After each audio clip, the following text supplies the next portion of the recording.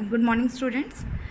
सो हम सबसे पहले हमारा जो चैप्टर नंबर 3 है मैट्रिक्स दैट इज़ आव्यू, हम उसको स्टार्ट करने वाले हैं। उसको स्टार्ट करने के दो रीज़न्स हैं। सबसे पहली बात है कि ये जो चैप्टर है ये बहुत ज़्यादा स्टूडेंट फ्रेंडली है, स्टूडेंट इसमें बहुत ज़्यादा इंटरेस्ट लेते हैं। और सेकंड रीज़न ये है कि इसमें से आपके जो फर्स्ट पार्ट है आपके जो मैथ्स का, उसका मैक्सिमम मार्क्स का पोर्शन कवर होता है। एग्ज़ाम पॉइंट ऑफ व्यू से भी ये बहुत ज़्यादा इंपॉर्टेंट चैप्टर है। सबसे पहले हम आव्यू जो है उसको स्टार्ट करने वाले हैं। सबसे पहली बात आती है डेफिनेशन की कि आव्यू होता क्या है। आव्यू एक सिंपल लैंग्वेज में अगर हम बात करें कि हम किसी भी अगर नंबर्स को एक ब्रैकेट के अंदर अरेंज करें, this is the symbol for representing matrix. Matrix को या आव्यू को रिप्रेजेंट करने के लिए हम इस सिंबल का, इस ब्रैकेट का इस्तेमाल करते हैं। तो अगर हम मैट्रिक्स की या आव्यू की डेफिनेशन की बात करें तो हम कहेंगे कि अरेंजमेंट ऑफ नंबर्स। ये बहुत ही सिंपल सी डेफिनेशन है जो मैं आपको बता रही हूँ कि संख्याओं को अरेंज करना, संख्याओं को अरेंज करना ही हमारे पास क्या कहलाता है, मैट्रिक्स। और ये ब्रैकेट जो है उसका एक सिंबल होता है। सिंपली हम ये कह सकते हैं कि ये एक ढांचा है जिसमें हम नंबर्स को अरेंज करते हैं। ये एक स्ट्रक्चर है जिसमें हम नंबर्स को अरेंज करते हैं और उसको मैट्रिक्स कहा जाता है। अब जैसे कि हम बात करते हैं जैसे हर पर्सन की एक आइडेंटिटी होती है, जैसे आपका एक पर्टिकुलर नाम है जिसे आप पहचाने जाते हो, उसी तरीके से मैट्रिक्स को भी पहचाने जाने के लिए एक आइडेंटिटी की ज़रूरत है, एक पहचान की ज़रूरत है। तो जो हमारा आव्यू होता है उसकी अगर हम पहचान की बात करें तो उसकी जो पहचान है वो उसके ऑर्डर से होती है, और ऑर्डर मतलब उसकी कोटि। सबसे पहले हम आव्यू को डिटेल में समझेंगे कि आव्यू एक्चुअल में है क्या। मैंने आपको बताया कि आव्यू क्या है कि हम सिंपली नंबर्स को एक अरेंज करते हैं एक इस ब्रेसेस में, तो हम उसको आव्यू कहते हैं। लाइक मैंने ये नंबर्स लिए 1 2 3 4 5 6, ये हमारे पास एक आव्यू बन गया।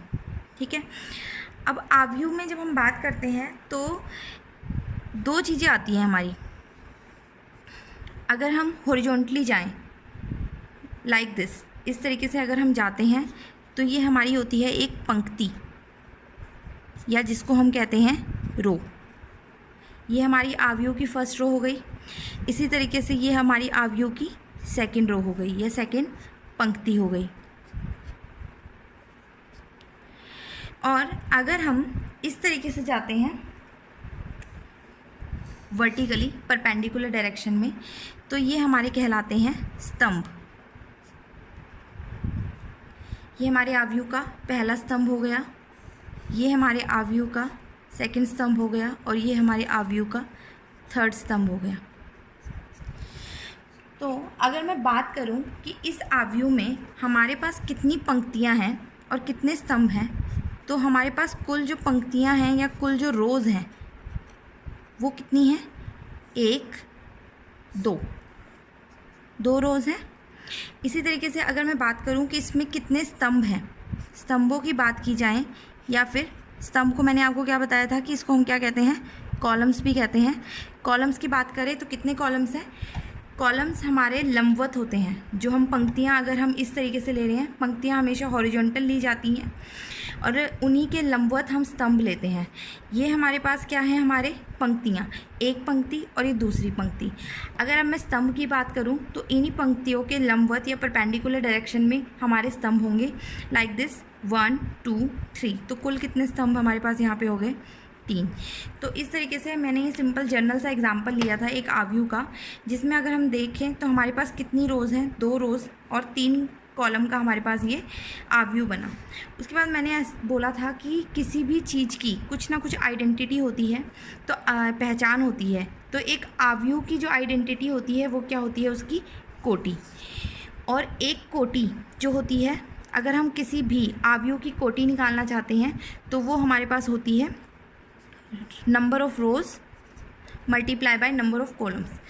एक चीज़ उससे पहले मैं आपको बताना चाहूँगी कि जो हमारी आव्यू में जो रोज़ होती हैं उसको हम एम से डिनोट करते हैं। एम उसको रिप्रेजेंट करने का एक सिंबल है या पंक्ति को, और इसी तरीके से जो स्तंभ है इसको हम डिनोट करते हैं एन से। और जो हमारी कोटि होती है, किसी भी अवयव की कोटि, उसको हम क्या लिखते हैं, एम क्रॉस एन। मतलब कि जितने भी हमारी पंक्तियां हैं और जितने भी हमारे स्तंभ हैं, अगर हम उन दोनों को क्रॉस प्रोडक्ट लिखें तो वो हमारे पास उसकी क्या बन जाती है, कोटि। मैं एक और एग्जांपल लेती हूँ। जैसे कि अगर हम एक और अवयव लेते हैं, मैंने यहाँ पे एग्जांपल लिया 1 2 3 5 7 9, 1 1 2 3 7 8 9 1 2 3। ये मैंने 3 एग्जाम्पल्स यहाँ पे लिए हैं। अगर हम पहले एग्जाम्पल को ध्यान से देखें तो हमारे पास ये अवयव मैंने बताया था, जैसे कि क्या है, अरेंजमेंट ऑफ नंबर्स है। तो ये सब हमारे पास अरेंजमेंट ऑफ नंबर्स हैं, हमने उनको एक ब्रेसिस में अरेंज किया, तो ये हमारे पास अवयव हैं। अगर हम पहले एग्जाम्पल में ध्यान से देखें तो हमारे पास, हमें ये देखना है सबसे पहले जो चीज़ें हमने देखी, हमने क्या देखा कि हम अवयव होता क्या है, अवयव बनाना हम सीखे हैं। उसके बाद हमें अवयव में कितने स्तंभ हैं और कितनी पंक्तियां हैं वो पता करना है। अगर हम इस अवयव की बात करें तो कितनी पंक्तियां इसमें हैं। पंक्तियां मैंने जैसे कि आपको बताया था कि हॉरिजॉन्टल हम बात करते हैं पंक्तियों की। तो अगर हम हॉरिजॉन्टली देखें 1 और 2, तो यहाँ पे जो पंक्ति हैं, पंक्तियों की संख्या को किससे रिप्रेजेंट करते हैं, m। पंक्तियों को रिप्रेजेंट करने के लिए जो सिंबल यूज़ होता है वो होता है m। तो यहाँ पे कितनी पंक्तियाँ हैं, 2। और अगर मैं बात करूँ कॉलम्स की कि कितने कॉलम्स यहाँ पे यूज़ हो रहे हैं या कितने स्तंभ यहाँ पे यूज़ हो रहे हैं, मैंने आपको बताया था कि जो हमारी पंक्तियाँ होती हैं उन्हीं के लंबवत दिशा में हम स्तंभ लेते हैं। तो इनके लंबवत गिन देखो, 1 2 और 3, कितने स्तंभ बने हमारे पास, 3। तो अगर हम बात करें इस अवयव में हमारे पास कितनी पंक्तियां हैं, 2 पंक्तियां हैं और 3 स्तंभ हैं। इसी तरीके से अगर मैं इस अवयव की बात करूं, कितनी पंक्तियां और कितने स्तंभ हैं, कितनी पंक्तियां बन रही हैं यहाँ पे, 1 और 2। तो m कितने हो गए, 2, और स्तंभ कितने हैं, 1 और 2, वो भी कितने हो गए, 2। तो पंक्तियों की संख्या भी 2 और स्तंभों की संख्या भी 2। इसी तरीके से अगर हम इस अवयव की बात करें तो यहाँ पे कितनी रोज़ बन रही हैं या कितनी पंक्तियाँ बन रही हैं, 1 2 3। तो m की संख्या 3 और कॉलम्स कितने बन रहे हैं, 1 और 2। तो जो स्तंभ बने वो हमारे पास कितने बने, 2। ये तो बात हो गई अवयव की, उसकी पंक्तियों की, उसके स्तंभों की। उसके बाद जो मैंने बात की थी कि हम उसकी कोटि कैसे निकालते हैं। कोटि निकालने के लिए, कोटि या फिर ऑर्डर हम बोलते हैं। ऑर्डर जनरली होता क्या है, वो एक मैट्रिक्स की आइडेंटिटी हमें बताता है या हमें उसकी पहचान को डिनोट करता है। तो कोटि जो होती है उसका को डिनोट करने का एक अलग नोटेशन होती है, that is m cross n। Number of m यहाँ पे क्या रिप्रेजेंट करता है, m रिप्रेजेंट करता है नंबर ऑफ रोज़ यानी पंक्तियों की संख्या, और n रिप्रेजेंट करता है नंबर ऑफ कॉलम्स यानी कि स्तंभों की संख्या। अगर हम पहले एग्जाम्पल में देखें तो हमारे पास पहले एग्जाम्पल में कितनी पंक्तियाँ थी, 2, और कितने स्तंभ थे, n। तो अगर हम इस अवयव की कोटि की बात कर रहे हैं या इसके ऑर्डर की बात कर रहे हैं तो वो हमारे पास बनेगा 2 क्रॉस 3। इसी तरीके से अगर हम सेकेंड एग्जाम्पल की बात करें और इसके ऑर्डर की बात करें तो ये हमारे पास बनेगा 2 cross 2। Similarly for third example, इसका जो ऑर्डर या फिर इसकी जो कोटि बनेगी हमारे पास वो बनेगी 3 गुना 2। अब ध्यान रखने वाली बात ये है कि जो आपने ये ऑर्डर लिखा है 2 क्रॉस 3, 2 क्रॉस 2 या 3 क्रॉस 2, इसको मल्टीप्लाई करके 6 नहीं लिखना है, इसको मल्टीप्लाई करके 4 नहीं लिखना है, इसको मल्टीप्लाई करके 6 नहीं लिखना है। अगर बात आती है कोटि की तो वो उसकी एक आइडेंटिटी है, उसकी एक पहचान है। वो हमें ये बताता है कि उस पर्टिकुलर जो मैट्रिक्स है, अवयव है, उसमें कितनी नंबर ऑफ़ रोज़ और कितनी नंबर ऑफ़ कॉलम्स हैं हमारे पास। तो उनको मल्टीप्लाई नहीं करना है। अगर आपसे पूछा जाता है किसी भी क्वेश्चन में कि इस मैट्रिक्स की आप कोटि बताइए, तो आपको सिर्फ उसकी नंबर ऑफ़ रोज़ और नंबर ऑफ़ कॉलम्स को काउंट करके इस वे में लिखना है, m क्रॉस n। सो अगर हमें पूछा जाए कि कोटि कैसे निकालनी है तो m क्रॉस n लिखेंगे। ये तो थी बात कि कोटि क्या होती है। उसके बाद अब हमारे पास अगर हम किसी अवयव की बात कर रहे हैं, एक और एग्जांपल मैं यहाँ पे ले रही हूँ।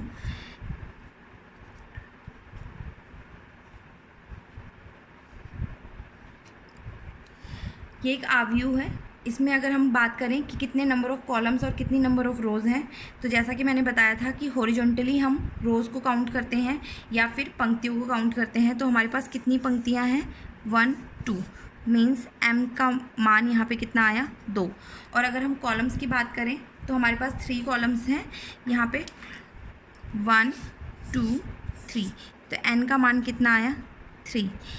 अगर मैं बात करूं कि इस मैट्रिक्स में या इस अवयव में अवयवों की संख्या कितनी है,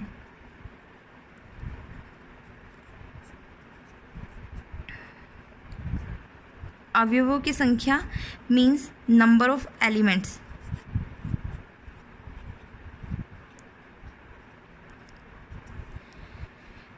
तो सिंपली आप लोग कहोगे कि 1 2 3 4 5 6 की नंबर ऑफ़ एलिमेंट 6 है।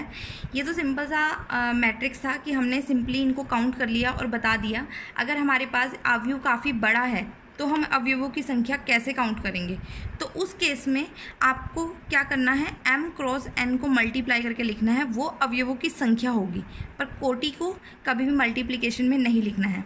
तो अगर मैं बात करूं यहाँ के इस मैट्रिक्स की, तो इसका जो ऑर्डर बनेगा या कोटि बनेगी वो बनेगी 2 क्रॉस 3, और इसमें नंबर ऑफ़ एलिमेंट्स जो बनेंगे वो 2 क्रॉस 3 कितना हुआ, 6। तो उसके अवयवों की संख्या कितनी हो जाएगी, 6।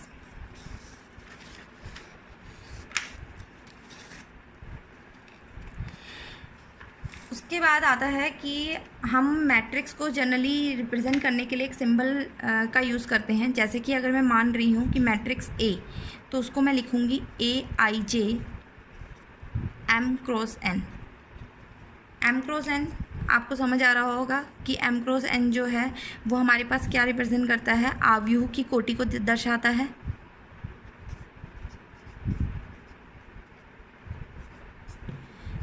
Order of matrix.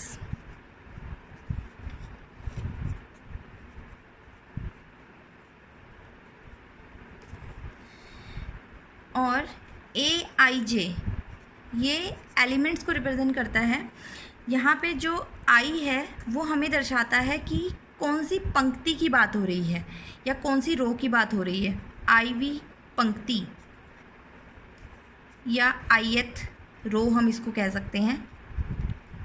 और जो J है वो हमें ये दर्शाता है या ये बताता है कि कौन से स्तंभ की बात हो रही है, कौन से कॉलम की हम बात कर रहे हैं, या हम इसको यूँ कह सकते हैं जेवा स्तंभ या jth कॉलम।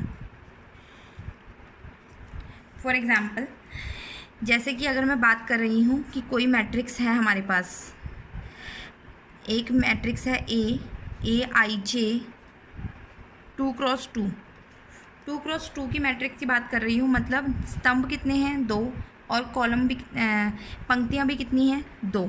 तो इसका मतलब इसमें 4 एलिमेंट्स होंगे, 4 अवयव होंगे।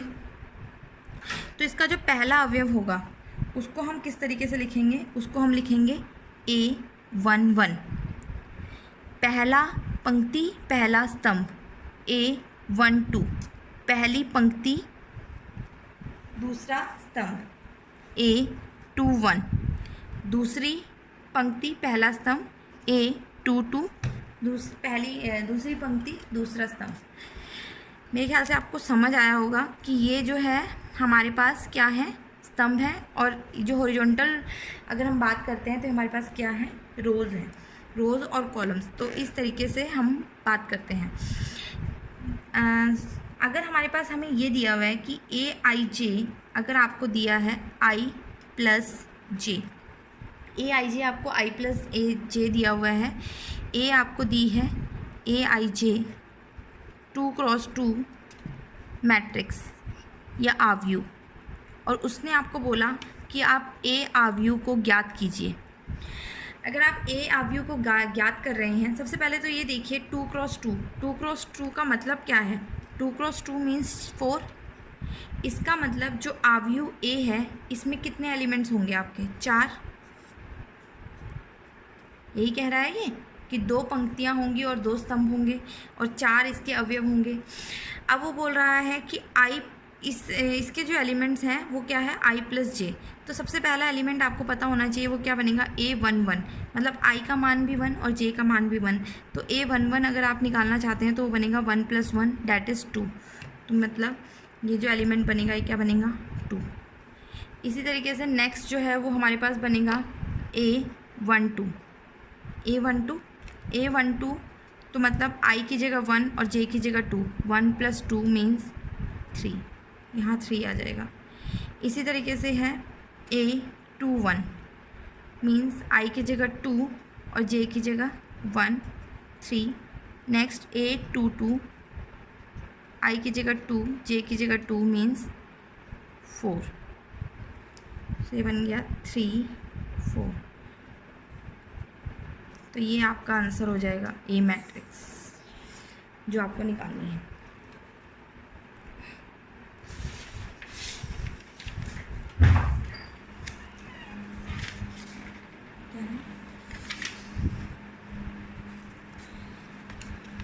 आप अपनी एनसीईआरटी की बुक का एग्जाम्पल नंबर 3 देखिए।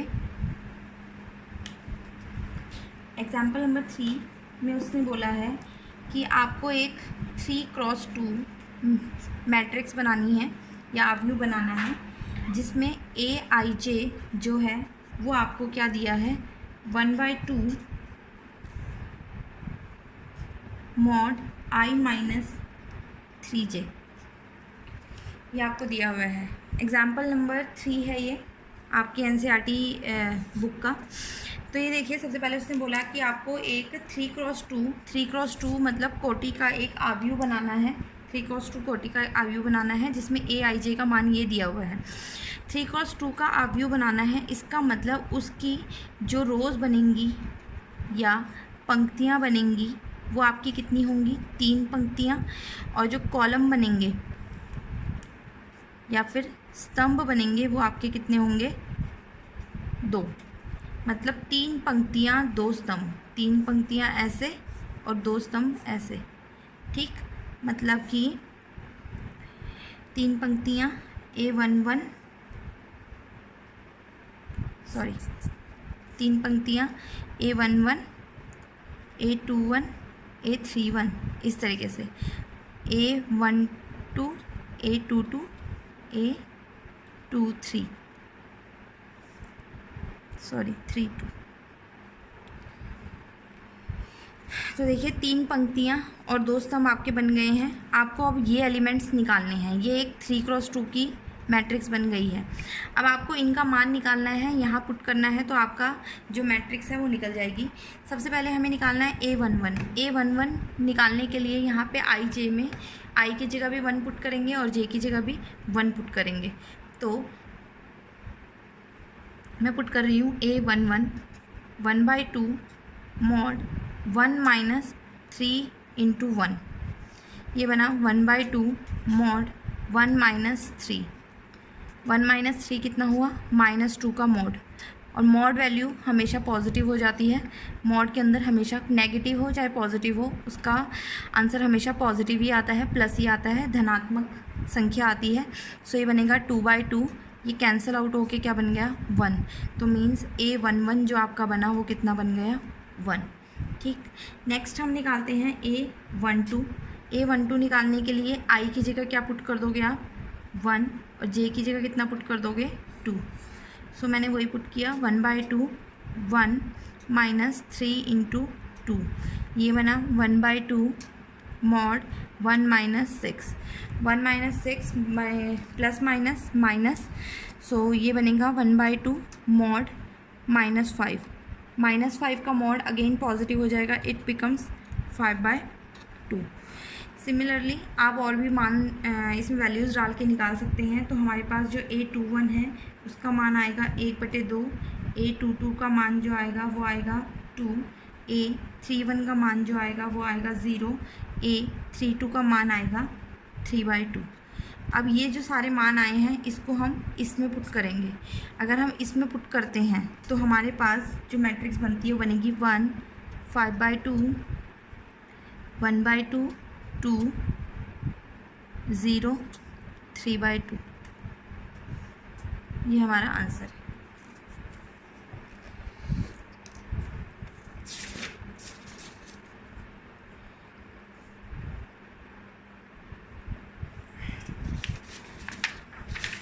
इसी तरीके से आपके एक्सरसाइज 3.1 के जो क्वेश्चंस हैं, क्वेश्चन नंबर 4th क्वेश्चन के तीनों पार्ट ये आप करेंगे। 4th और 5th क्वेश्चन ये आप लोग ट्राई करेंगे और अगर कोई क्वेरीज होती हैं तो आप पूछेंगे। और जो इसी एक्सरसाइज 3.1 का फर्स्ट क्वेश्चन है उसमें आपको एक मैट्रिक्स दी हुई है, आव्यूह दिया है, उसका आपको कोटि बतानी है, आप बता सकते हैं, और उसके एलिमेंट्स का मान बताना है। देखिए मैं बताती हूँ इस क्वेश्चन को। ए मैट्रिक्स हमें दी हुई है 2, 5, 19, -7, 35, -2, 5/2, 12, √3, 1, -5, 17। सबसे पहले उसने इसका जो सबसे पहला पार्ट है उसने बोला इस आव्यूह की कोटि ज्ञात कीजिए।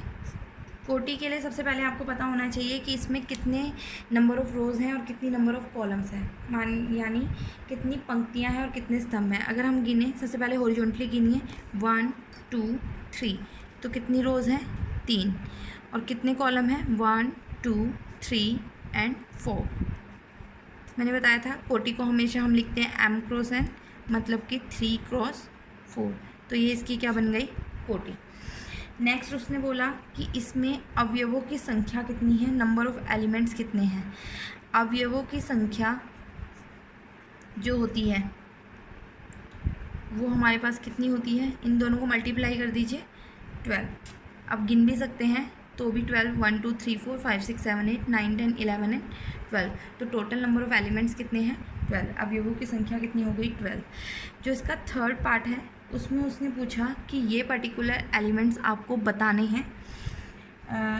एलिमेंट 13, A13 क्या है, A21 क्या है, A33 क्या है, A24 क्या है, A23 क्या है।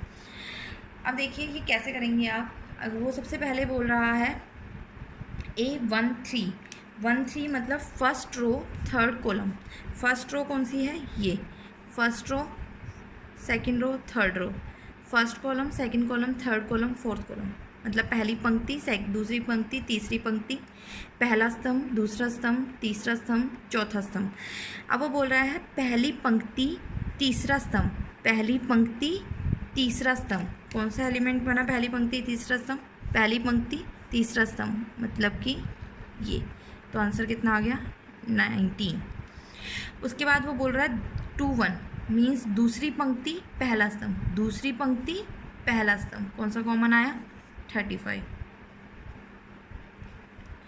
उसके बाद वो बोल रहा है तीसरी पंक्ति और तीसरा स्तंभ, तीसरी पंक्ति तीसरा स्तंभ मीन्स -5। नेक्स्ट उसने बोला दूसरी पंक्ति चौथा स्तंभ 12, दूसरी पंक्ति तीसरा स्तंभ 5/2। सो ये जो क्वेश्चन नंबर फर्स्ट था वो ये है।